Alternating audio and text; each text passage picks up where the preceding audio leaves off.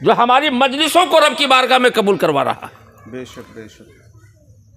ہم درود و سلام پڑھتے ہیں تو ہماری مجلس خدا کی بارگاہ میں قبول ہوتی ہے، ہمارے درود پڑھنے سے ہماری محفل خدا کی بارگاہ میں قبول ہوتی ہے۔ کیوں؟ وجہ کیا ہے؟ درود و سلام سے ہماری مجلس خدا کی بارگاہ میں کیوں قبول ہوتی ہے؟ وجہ صرف یہ ہے کہ درود و سلام پڑھنا یہ نبی سے محبت کی دلیل ہوتی ہے، نبی سے عشق کی دلیل ہے، اور جب تک نبی کی محبت نہ ہو نہ تمہاری مجلس قبول ہوگی، نہ تمہاری محفل قبول ہوگی، نہ تمہاری نماز قبول ہوگی، نہ تمہارا روزہ قبول ہوگا، نہ تمہارا زکوٰۃ دینا قبول ہوگا، نہ تمہارا حج کرنا قبول ہوگا، نہ تمہارا قرآن پڑھنا قبول ہوگا۔ تمہاری کوئی بھی عبادت رب کی بارگاہ میں اس وقت تک قبول نہیں ہوگا جب تک اپنے دلوں میں اپنے نبی کی محبت کا چراغ تم نہیں جلا لو گے۔ سبحان اللہ۔ تو نبی کی محبت شرط ہے، اور نبی کی محبت جب شرط ہے تو اس محبت کو ظاہر کرنے کا طریقہ کیا ہے؟ محبت کو ظاہر کرنے کا طریقہ کیا ہے؟ محبت کو ظاہر کرنے کا طریقہ یہ ہے کہ جس کے دلوں میں نبی کی محبت ہوگی اس محبت کو اظہار کرنے کا طریقہ یہ ہے کہ نبی پہ درود و سلام پڑھتے رہا کرو۔ یہی وجہ ہے کہ آپ دیکھتے ہیں کوئی تقریر کرنے والا آتا ہے تو تقریر کرنے سے پہلے کہتا ہے درود و سلام پڑھیے، نعت پڑھنے والا آتا ہے تو کہتا ہے درود و سلام پڑھیے، منقبت پیش کرنے والا آتا ہے تو کہتا ہے درود و سلام پڑھیے۔ یہ ہر آنے والا آپ سے درود و سلام کیوں پڑھوا رہا ہے؟ اس کی وجہ یہ ہے کہ وہ جانتا ہے کہ ہماری خوبصورت آواز کی بنیاد پر مجلس قبول نہیں ہوگی، ہمارے حسین انداز پر مجلس قبول نہیں ہوگی۔ مجلس اگر خدا کی بارگاہ میں قبول ہوگی تو نبی کی محبت کی بنیاد پر قبول ہوگی۔ اس لیے پورا مجمع ایک مرتبہ نبی پہ درود و سلام پڑھیے۔ اللہم صلی علی سیدنا و شفیعنا مولانا محمد بارک وسلم، صلو علیہ صلاۃ و سلام علیک یا رسول اللہ صلی اللہ تعالی علیہ وآلہ وسلم۔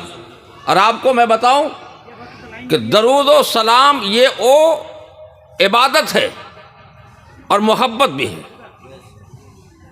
درود و سلام محبت بھی ہے اور عبادت بھی ہے، اور یہ وہ عبادت ہے جس کا نفع، جس کا فائدہ، جس کا بینیفٹ پڑھنے والے کو زمین کے اوپر بھی ملا کرتا ہے اور زمین کے نیچے بھی ملا کرتا ہے۔ زندہ ہو تو بھی اس کا فائدہ ملے گا، مر کر کے قبر میں چلا جائے تو بھی اس کو فائدہ ملے گا۔ درود پڑھنے والے کو ہر جگہ فائدہ ہوتا ہے، ہر جگہ اس کو نفع حاصل ہوتا ہے۔ اب آپ کہو گے مولانا وہ کیسے؟ ہم دنیا میں درود شریف پڑھ رہے ہیں تو ہم کو فائدہ ہو رہا ہے، مر جانے کے بعد ہم کو کیسے فائدہ ہوگا؟ آپ کو میں بتاؤں، میرے آقا صلی اللہ تعالی علیہ وسلم نے ارشاد فرمایا، اے میرے صحابہ، جانتے ہو بندے مومن کے پاس، ایمان والے بندے کے پاس کتنے فرشتے رہتے ہیں؟ ایک بندے مومن کے پاس کتنے فرشتے رہتے ہیں؟ اگر میں آپ سے پوچھوں کہ ہر انسان کے پاس کتنا فرشتہ ہے تو آپ بولیے گا تو ایک سو دایاں کاندھا پر، ایک سو بائیں کاندھے پر۔ دائیں کاندھے والے کی ڈیوٹی کیا ہے؟ نیکی لکھنا۔ بائیں کاندھے والے کی ڈیوٹی کیا ہے؟ گناہ لکھنا۔ صحابہ نے کہا یا رسول اللہ دو۔ میرے آقا صلی اللہ تعالی علیہ وسلم فرماتے ہیں، اے میرے صحابہ، دو تو ہر ایک کے کاندھے پر ہے ہی، لیکن جو مومن بندہ ہوتا ہے اللہ اس کے ساتھ 3 فرشتہ رکھا کرتا ہے، 3 فرشتے اس کے ساتھ ہوتے ہیں۔ صحابہ حیران، یا رسول اللہ 3 فرشتہ؟ 2 فرشتے کے بارے میں تو ہمیں معلوم ہے، تیسرا فرشتہ کہاں رہتا ہے؟ اس کی ڈیوٹی کیا ہے؟ تو اللہ کے مقدس نبی صلی اللہ تعالی علیہ وسلم نے فرمایا تیسرا فرشتہ کہیں اور نہیں رہتا ہے بلکہ بندہ مومن کے منہ کے قریب رہا کرتا ہے۔ زور سے بولیے سبحان اللہ۔ یہ منہ کے قریب رہتا ہے، منہ کے قریب۔ یا رسول اللہ یہ منہ کے قریب رہنے والا فرشتے کی ڈیوٹی کیا ہے؟ اس کا کام کیا ہے؟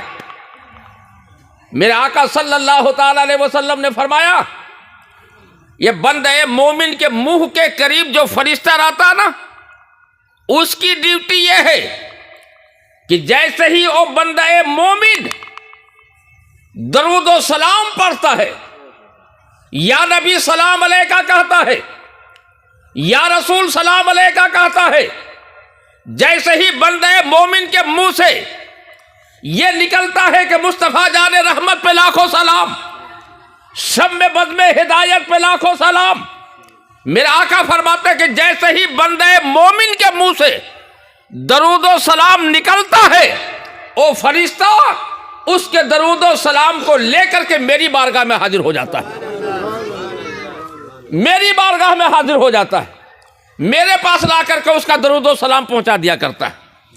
اور وہ فرشتہ آ کر کے مجھ سے کہتا ہے یا رسول اللہ آپ کا فلاں چاہنے والا، آپ کا فلاں محبت کرنے والا، آپ سے فلاں عشق کرنے والا فلاں جگہ پر بیٹھ کر کے میلاد مصطفیٰ کی مجلس میں شریک ہو کر کے محبت میں ڈوب کر کے آپ پہ درود و سلام پڑھ رہا ہے۔ اب آپ اندازہ لگائیے، وہ فرشتہ آپ کے درود و سلام کو لے کر کے نبی کی بارگاہ میں آ جاتا ہے۔ میرے آقا صلی اللہ تعالی وسلم فرماتے ہیں کہ صحابہ جانتے ہو وہ فرشتہ مومن بندے کے منہ کے قریب کب تک رہتا ہے؟ صحابہ عرض کرتے ہیں اللہ و رسولہ عالم۔ میرے آقا فرماتے ہیں کہ اس فرشتہ جب تک وہ مومن بندہ زمین پر زندہ ہے تب تک اس کے منہ کے پاس رہتا ہے۔ زور سے بولیے سبحان اللہ۔ اور اس کے درود و سلام کو لے کر کے نبی کی بارگاہ میں حاضر ہوتا ہے۔ اب یہ مت سمجھیے گا کہ میرا نبی خود ہمارے درود کو نہیں سنتے، فرشتے کے ذریعے سنتے ہیں، نہیں، میرے نبی فرماتے ہیں کہ محبت سے درود پڑھنے والے کے درود کو میں سنتا بھی ہوں اور اس کو پہچانتا بھی ہوں۔ جو محبت سے درود و سلام پڑھتا ہے، اس کا مطلب ہے کہ کچھ لوگ بنا محبت کے بھی پڑھتے ہیں، بیچارہ پھنس جاتا ہے تو پڑھتا ہے، پھنس گیا بیچارہ سنی لوگوں کے بیچ میں آ کر کے، اب کرے تو کیا کرے؟ نہیں پڑھے گا تو سنی لوگ مارے گا، پیٹے گا اس کو، گھونسا دے گا اس کو۔ اب خوش ہو کر کے وہ نہیں پڑھ رہا ہے بلکہ مجبور ہو کر کے پڑھ رہا ہے۔ میرے آقا فرماتے ہیں کہ جو محبت سے میرے اوپر درود و سلام پڑھتا ہے، میں اس درود پاک کو سنتا بھی ہوں اور پڑھنے والے کو پہچانتا بھی ہوں۔ لیکن فرشتے کو بھی متعین کیا گیا ہے، جو فرشتے کی بھی ڈیوٹی دے دیا جائے تاکہ اس کا بھی کام بن جائے۔ میرا آقا فرماتے ہیں وہ فرشتہ کب تک رہتا ہے؟ جب تک انسان زندہ رہتا ہے۔ جب انسان کا انتقال ہو جاتا ہے نا، بندے مومن کا جب دنیا سے انتقال ہو جاتا ہے، جب وہ قبر میں چلا جاتا ہے، تو وہ فرشتہ جو بندے مومن کے منہ کے قریب تھا نا، وہ خدا کی بارگاہ میں حاضر ہوتا ہے۔ حاضر ہونے کے بعد کہتا ہے یا اے پروردگار، اب ہماری ڈیوٹی کیا ہے؟ جس کے منہ کے قریب تھے اب تو وہ دنیا میں زندہ نہیں ہے، قبر میں چلا گیا ہے، اب ہماری ڈیوٹی کیا ہے؟ ہمارا کام کیا ہے؟ اے پروردگار، کیا میں آسمان پر آ جاؤں؟ آسمان پر آنے کے بعد تیری کبریائی بیان کرتا رہوں، تیری حمد و ثنا بیان کرتا رہوں؟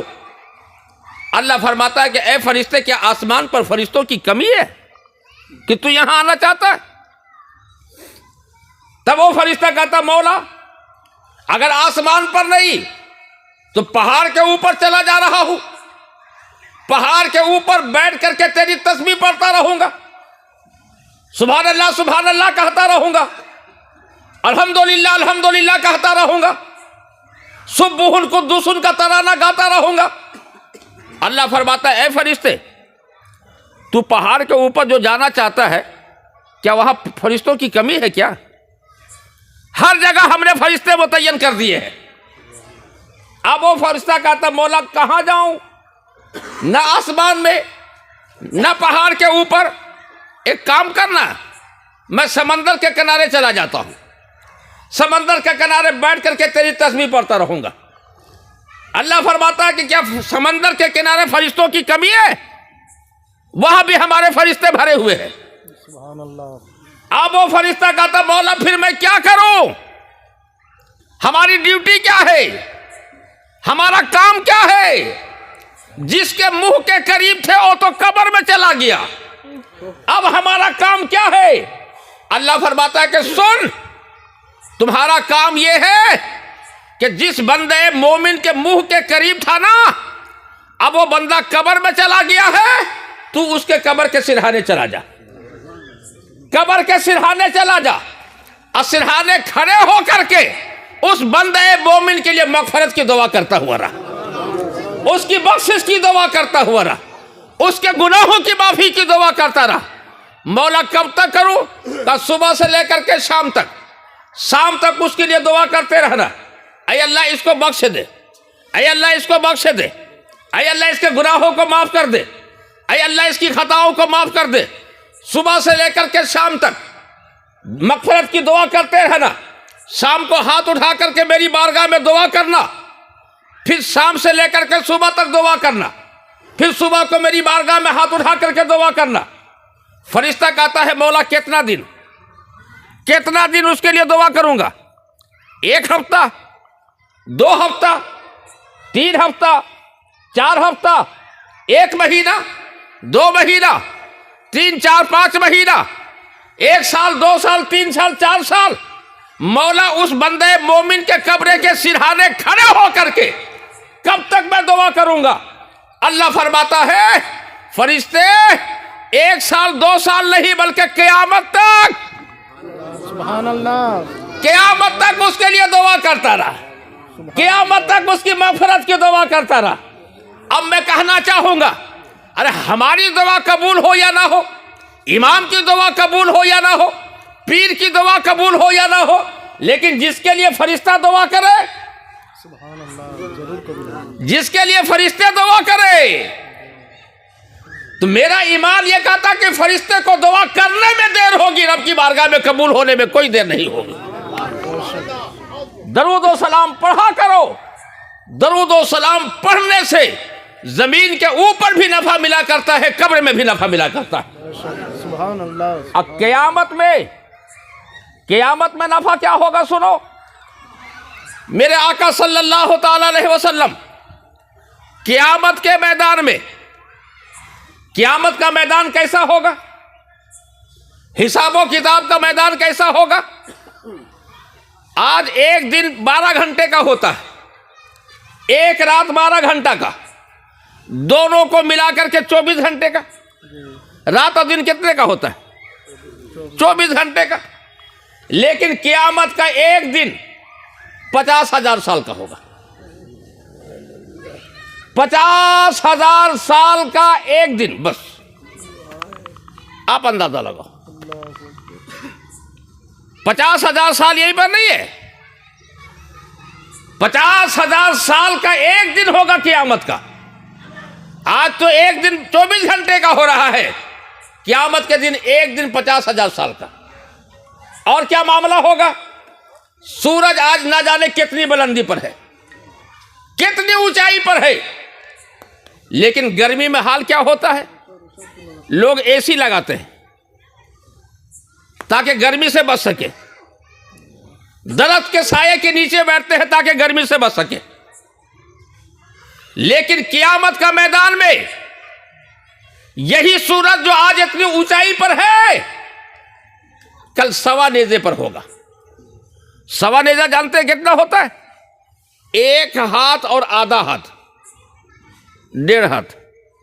तो 1.5 हाथ कितना होगा? इतना, बस इतना ऊपर में सूरज होगा।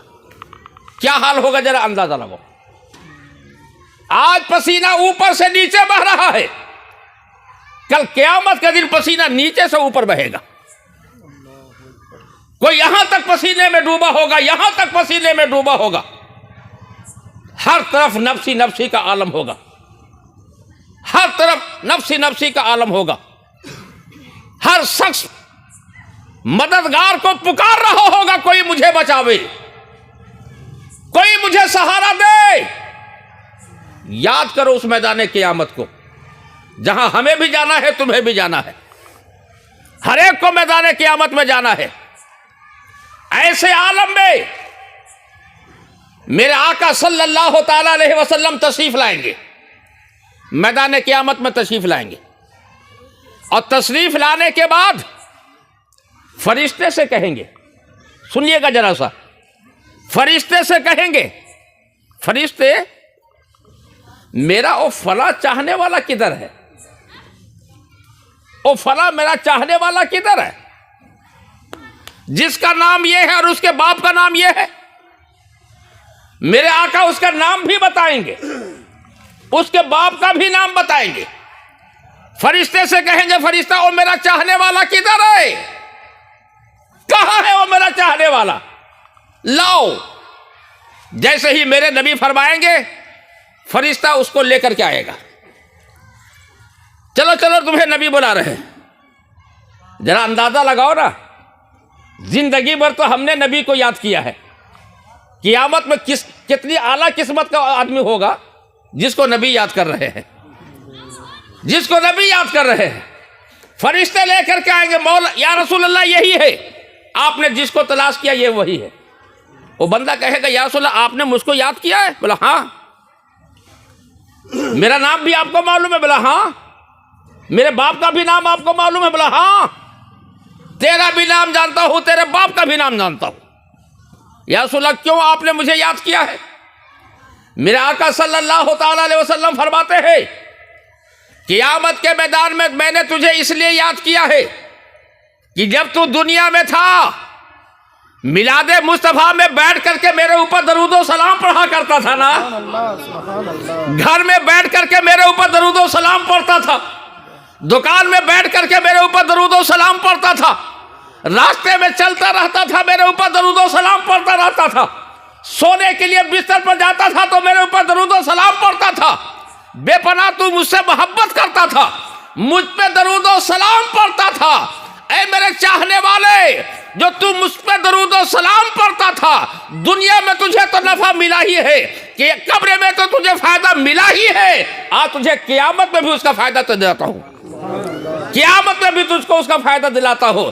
میرے آقا صلی اللہ تعالی علیہ وسلم اس بندے کا درود پاک پڑھنے والے کا ہاتھ پکڑیں گے اور خدا کی بارگاہ میں لے کر کے جائیں گے، عرض کریں گے پروردگار یہ میرا ہے، یہ میرا ہے، یہ میرا ہے. رب ادھر سے کہے گا، محبوب جو تیرا ہے وہی تو میرا ہے، جو تیرا ہے وہی تو میرا ہے. میرے آقا فرمائے گا، مولا میں سفارش کرتا ہوں تو اس کو جنت عطا فرما دے. رب کہے گا، محبوب تو جس کے بارے میں کہے گا میں اس کو جنت میں داخل کرتا چلا جاؤں گا.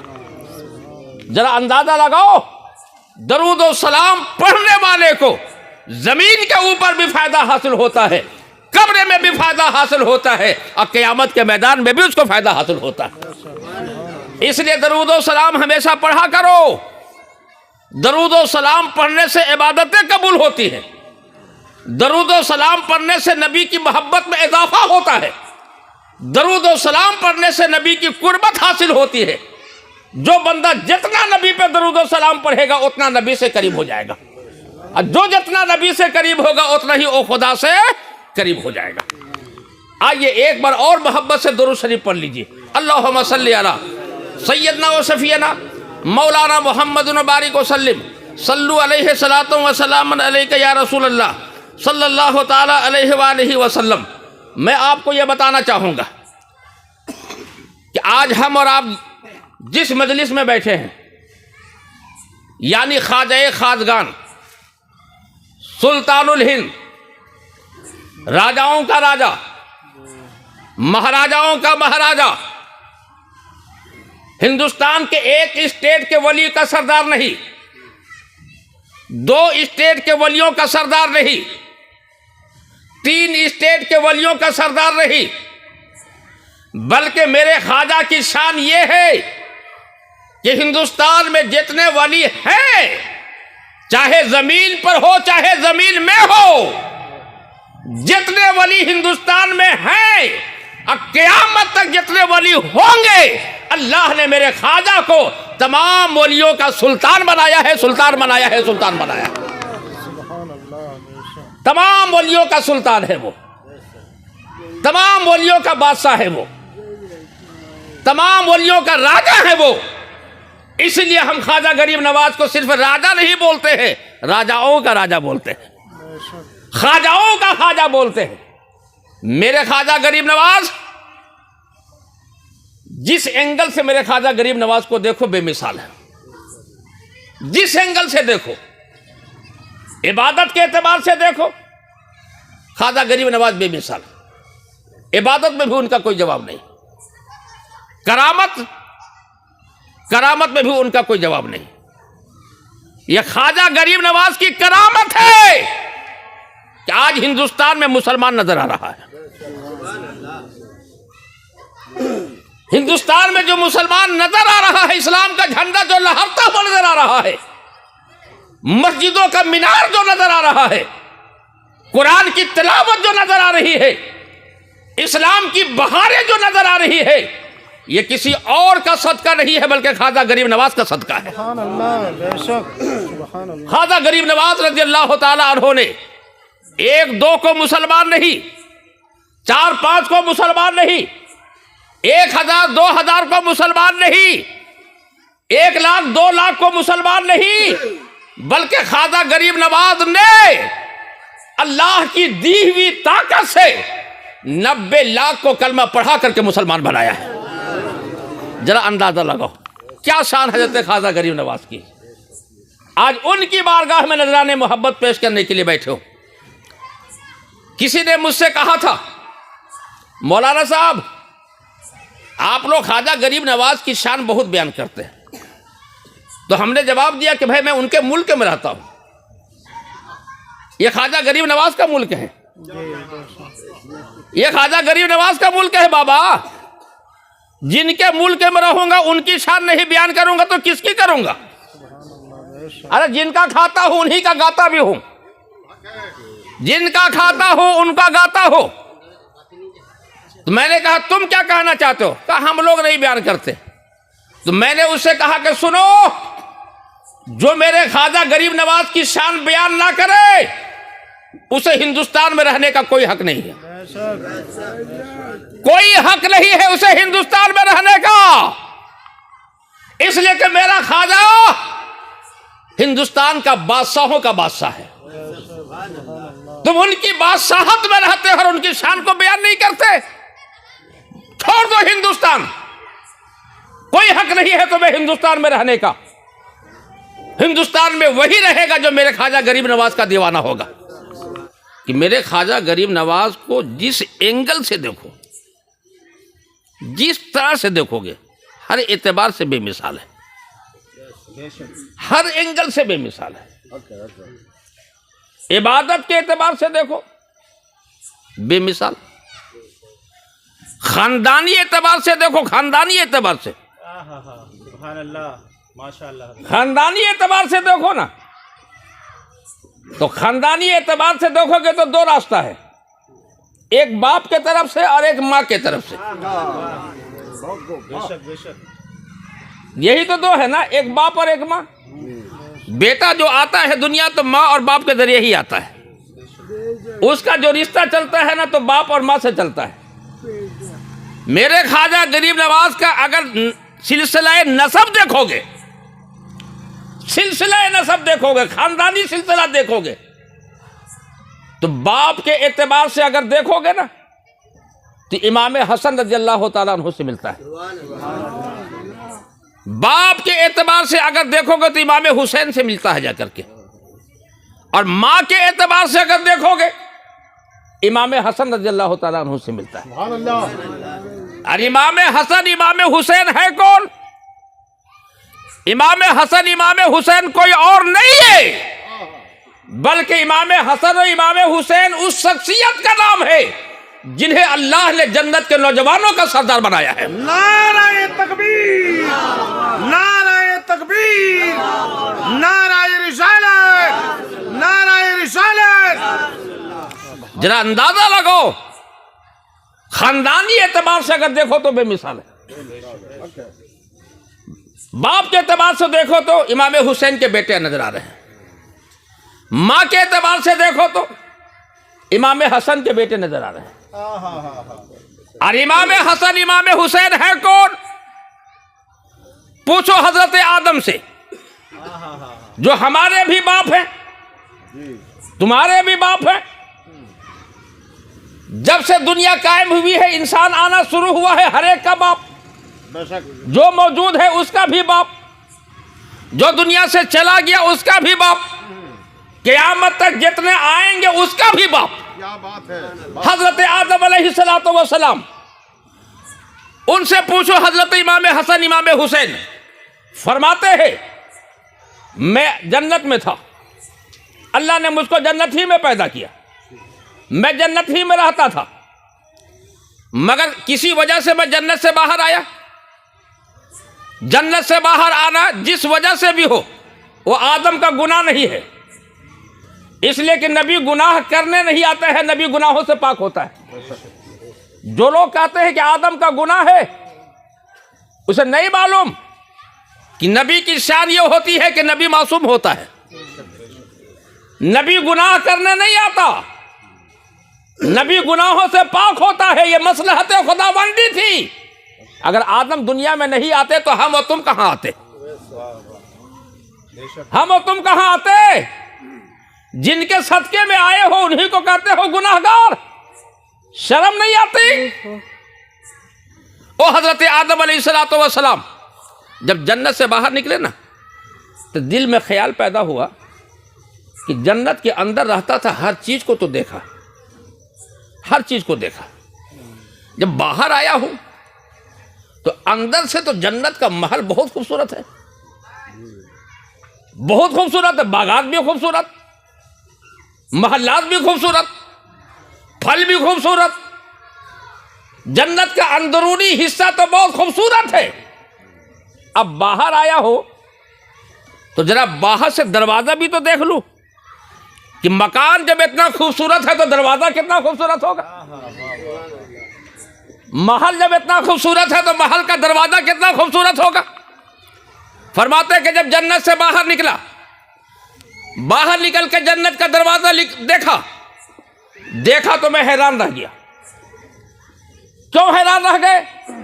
حضرت آدم فرماتے ہیں میں نے جنت کے دروازے پر لکھا ہوا دیکھا علی، فاطمہ، حسن و حسین. زور سے بولو سبحان اللہ. فرماتے ہیں میں نے جنت کے دروازے پر لکھا ہوا دیکھا علی، فاطمہ، حسن و حسین. میں دیکھا تو حیران رہ گیا، یہ کون سا نام ہے؟ میں تو جنت کے اندر صرف لکھا ہوا دیکھتا تھا لا الہ الا اللہ محمد رسول اللہ، لا الہ الا اللہ محمد رسول اللہ. یہ دروازے کو جب دیکھ رہا ہوں تو اس میں لا الہ الا اللہ محمد رسول اللہ کے علاوہ علی، فاطمہ، حسن و حسین بھی لکھا ہوا. حضرت آدم فرماتے میں نے رب سے آواز دیا مولا یہ علی کون ہے، یہ فاطمہ کون ہے، یہ حسن کون ہے، یہ حسین کون ہے؟ رب کے طرف سے جواب آیا اے آدم میں نے جنت سب کے لیے نہیں بنایا ہے، میں نے جنت سب کے لیے نہیں بنایا ہے، میں نے جنت انہی لوگوں کے لیے بنایا ہے جو مجھ سے بھی محبت کرے، میرے نبی سے بھی محبت کرے، علی سے بھی محبت کرے، فاطمہ سے بھی محبت کرے، حسن سے بھی محبت کرے، حسین سے بھی محبت کرے. جن کے دلوں میں ہماری بھی محبت ہوگی، میرے محبوب کی بھی محبت ہوگی اور اہل بیت کی بھی محبت ہوگی، انہی لوگوں کے لیے ہم نے جنت بنایا ہے. اب آپ اندازہ لگائیے حضرت خواجہ غریب نواز خاندانی اعتبار سے کتنے بے مثال ہیں. حضرت خواجہ غریب نواز کی ایک کرامت میں سناتا ہوں. حضرت خواجہ غریب نواز رضی اللہ تعالی عنہ عبادت و ریاضت کا جب معاملہ آیا نا تو فرماتے ہیں کہ میں دن میں ایک ختم قرآن پاک کرتا تھا اور رات میں ایک ختم قرآن پاک کرتا تھا 30 دن میں 60 ختم قرآن پاک. کتنا؟ 3 کوڑی. ہاں 3 کوڑی. ایک مہینہ میں 3 کوڑی. اور جب رمضان کا مہینہ آتا تو 61 ختم. ایک اور بڑھ جاتا.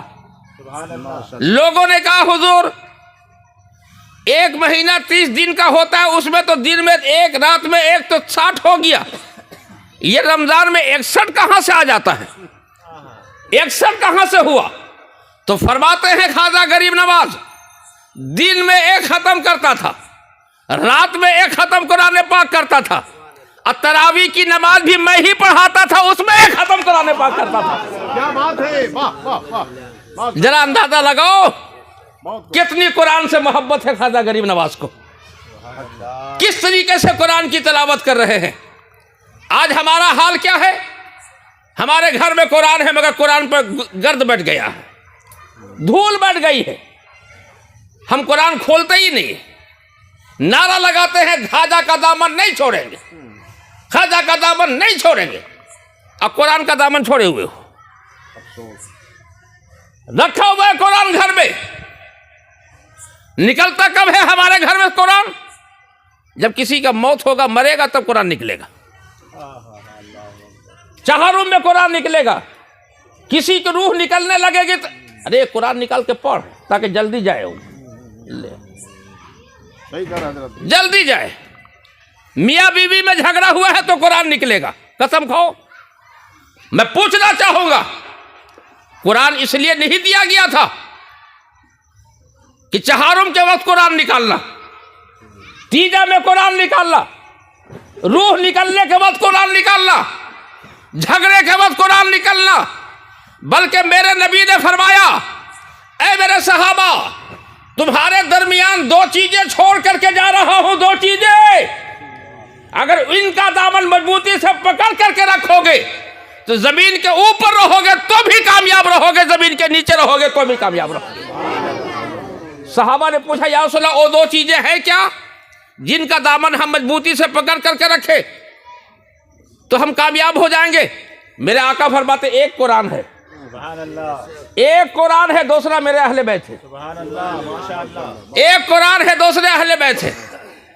اس قرآن سے خواجہ غریب نواز کو کتنا تعلق تھا. اور سنو خواجہ غریب نواز رضی اللہ تعالی عنہ جب حج کے لیے گئے نا, حج کے لیے گئے, خانہ کعبہ کا طواف کر رہے, حضرت اسود کو بوسہ دے رہے. خانہ کعبہ کا طواف کرتے کرتے کرتے کرتے اچانک ایک آواز آئی, ایک آواز آئی, معین الدین تیرا آنا ہم نے قبول کر لیا ہے,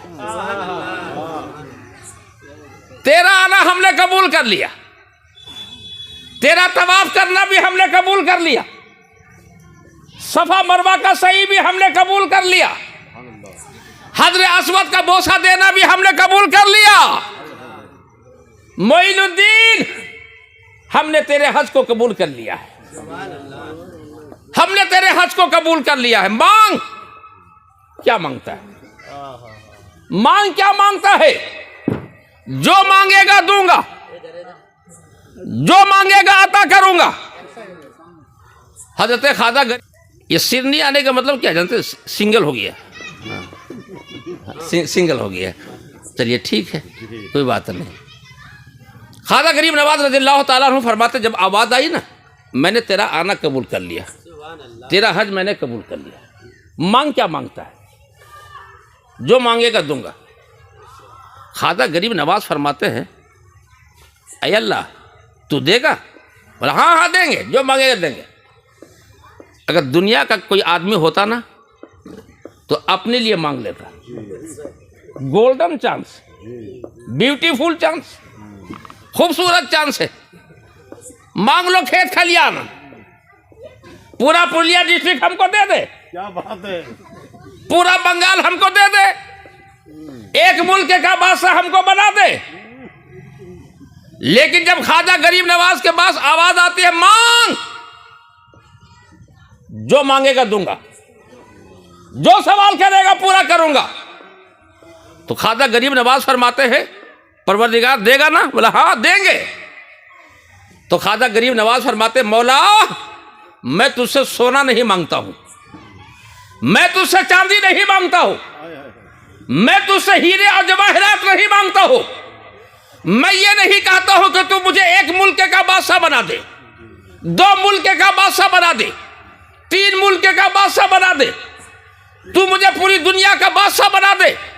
मौला मैं तुझसे ये नहीं मांगता हूं, बस मोइनुद्दीन यही तुझसे मांगता है मौला कि तेरा मोइनुद्दीन उस वक्त तक जन्नत में नहीं जाएगा जब तक कि मोइनुद्दीन का चाहने वाला जन्नत में नहीं चला जाएगा। सुभान अल्लाह सुभान अल्लाह सुभान अल्लाह माशाअल्लाह। जब मांगा भी है तो क्या मांगा है जरा देख।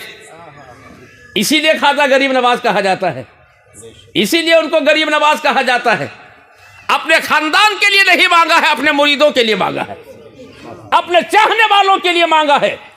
अर्ज करते हैं मौला तेरा मोइन तेरी जन्नत में उस वक्त तक नहीं जाएगा, नहीं जाएगा जब तक मेरे एक एक चाहने वाले जन्नत में नहीं चले जाएंगे।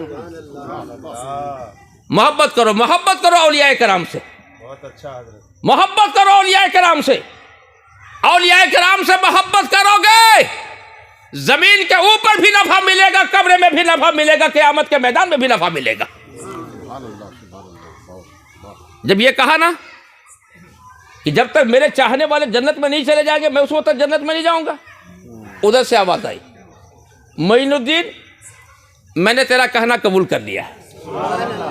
अब तो जोर से बोलो सुभान अल्लाह, नारा लगाओ ना। ख्वाजा गरीब नवाज का दामन, ख्वाजा गरीब नवाज का दामन, ख्वाजा गरीब नवाज का दामन, मसलके आला हजरत का दामन, औलिया कराम का दामन, माँ बाप का दामन नहीं छोड़ेंगे, और दामन भी नहीं छोड़ेंगे और उनके तरीके को भी नहीं छोड़ेंगे, उनके तरीके को भी नहीं छोड़ेंगे, उनके फरमान को भी नहीं छोड़ेंगे। बड़ी मोहब्बतों के साथ, अकीदतों के साथ जनाब मास्टर सुलेमान साहब और उनके तमाम भाइयों ने